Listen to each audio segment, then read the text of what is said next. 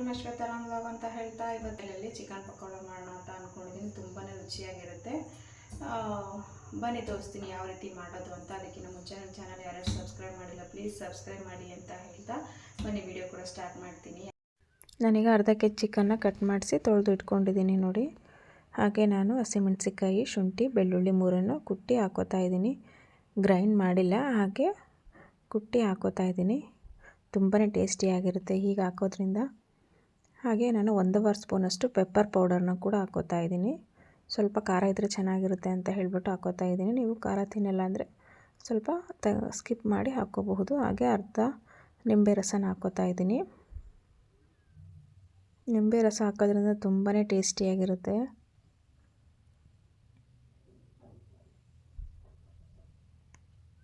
ಹಾಗೆ ರುಚಿಗೆ ತಕ್ಕಷ್ಟು ಉಪ್ಪು,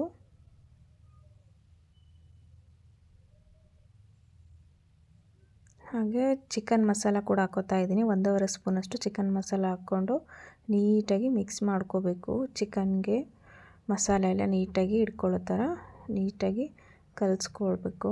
ನೋಡಿ ಕಲಿಸ್ಕೊತಾ ಇದ್ದೀನಿ.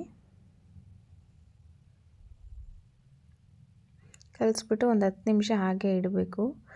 ನಾವು ನಿಂಬೆ ರಸ ಮಸಾಲೆ ಎಲ್ಲ ಹಾಕಿರೋದ್ರಿಂದ ಹಾಗೆ ಇಟ್ಟರೆ ಒಂದು 10 ನಿಮಿಷ ನೀಟಾಗಿ ಇಟ್ಕೊಳ್ಳುತ್ತೆ.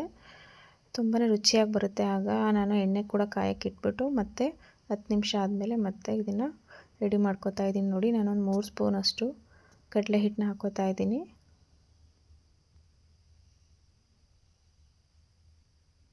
ಹಾಗೆ ಒಂದು 2 ಸ್ಪೂನಷ್ಟು ಕಾರ್ನ್ಫ್ಲೋರ್ ಕೂಡ ಹಾಕೋತಾ ಇದ್ದೀನಿ ನೋಡಿ. ಹಾಕ್ಕೊಂಡು ನೀಟಾಗಿ ಮಿಕ್ಸ್ ಮಾಡ್ಕೋಬೇಕು. ನೀರನ್ನ ಆ್ಯಡ್ ಮಾಡಬಾರ್ದು. ನಾವು ಚಿಕನ್ ತೊಳೆದಿರ್ತೀವಲ್ವ ಅದೇ ನೀರೇ ಇರುತ್ತೆ ಚಿಕನ್ ಒಳಗಡೆ. ನಾವು ಕಲಿಸ್ತಾ ಇದ್ದರೆ ನೀರು ಬಿಟ್ಕೊಳ್ತಾ ಇರುತ್ತೆ. ಇಲ್ಲಾಂದರೆ ನಿಮಗೆ ಸ್ವಲ್ಪ ಗಟ್ಟಿ ಆಯಿತು ಅಂದರೆ ಒಂದು 2 ಸ್ಪೂನಷ್ಟು ಮೊಸರು ಕೂಡ ಆ್ಯಡ್ ಮಾಡ್ಕೋಬೋದು. ಅದ್ರ ನೀರು ಮಾತ್ರ ಆ್ಯಡ್ ಮಾಡಬಾರ್ದು. ಹಾಗೆ ಕಲಿಸ್ಕೊಂಡು ತುಂಬಾ ಟೇಸ್ಟಿಯಾಗಿ ಚೆನ್ನಾಗಿರುತ್ತೆ, ಕ್ರಿಸ್ಪಿಯಾಗಿ ಬರುತ್ತೆ ನೋಡಿ. ಎಣ್ಣೆ ಕೂಡ ಕಾದಿದೆ ನೋಡ್ಬೋದು. ನಾನು ಚಿಕನ್ ಕೂಡ ಹಾಕ್ತಾಯಿದ್ದೀನಿ. ತುಂಬಾ ಗರಿ ಗರಿಯಾಗಿ ಬರುತ್ತೆ. ಅಂದರೆ ನಾವು ಸ್ವಲ್ಪ ಎಣ್ಣೆ ಹಾಕಿರೋದ್ರಿಂದ ನಾವು ಚಿಕನ್ಗೆ ಎಷ್ಟು ಎಣ್ಣೆ ಹಾಕಿರ್ತೀವೋ ಅಷ್ಟಷ್ಟೇ ಹಾಕ್ಕೋಬೇಕು. ಜಾಸ್ತಿ ಹಾಕ್ಕೊಂಡ್ರೆ ಏನಾಗ್ಬಿಡುತ್ತೆ ಅಂದರೆ ನೀಟಾಗಿ ಬೇಯೋದಿಲ್ಲ ಚಿಕನ್. ಹಾಗಾಗಿ ಚಿಕನ್ನ ಸ್ವಲ್ಪನೇ ಹಾಕ್ಕೊಂಡು ಫ್ರೈ ಮಾಡ್ಕೋಬೇಕು. ನಾವು ಎಣ್ಣೆಲಿ ಹಾಕಿ 5 ನಿಮಿಷ ಆದಮೇಲೆ ಕಲರ್ ಸ್ವಲ್ಪ ಮೇಲ್ಗಡೆ ಚೇಂಜ್ ಆಗುತ್ತಲ್ವ, ಆಗ ನಾವು ತಿರುವಾಕ್ಕೊಂಡ್ರೆ ತುಂಬಾ ಕ್ರಿಸ್ಪಿಯಾಗಿ ಬರುತ್ತೆ. ಇಲ್ಲಾಂದರೆ ನಾವು ಹಾಗೆ ತಿರುವಾಕ್ಬಿಟ್ರೆ ಏನಾಗ್ಬಿಡುತ್ತೆ, ಹಸಿ ಹಸಿ ಮಸಾಲೆ ಎಲ್ಲ ಹಾಗೆ ಇರುತ್ತಲ್ವ, ಅದು ಚಿಕನ್ಗೆ ಹತ್ತಿರೋದಿಲ್ಲ, ಎಲ್ಲ ಎಣ್ಣೆಲೇ ಕರ್ಗೋಗ್ಬಿಡುತ್ತೆ. ಹಾಗಾಗಿ ನಾವು ನೋಡಿಕೊಂಡು ನೀಟಾಗಿ ಫ್ರೈ ಮಾಡ್ಕೋಬೇಕು. ನೋಡಿ ಎಷ್ಟು ಚೆನ್ನಾಗಿ ಫ್ರೈ ಆಗ್ತಾಯಿದೆ ಅಂತಲೇ, ತುಂಬಾ ಕ್ರಿಸ್ಪಿಯಾಗಿ ಬಂದಿದೆ ನೋಡಿ.